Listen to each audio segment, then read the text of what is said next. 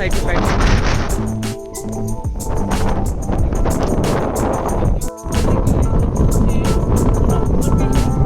और ये जो लेक है 1 मीटर है डीप और ये लेक का पानी जो है ग्रीन ही रहता है हमेशा।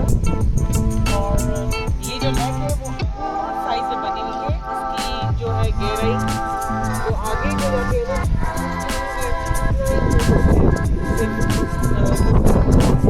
और ये जो है नेचुरल ग्रीन वाटर है।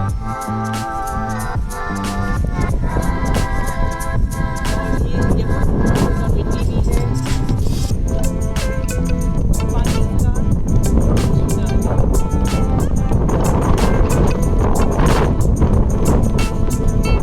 तो ये अनीता पूरा वाटर में डुबकी लगा रही है, बहुत ज़्यादा है। उसके अलावा उसको पता नहीं है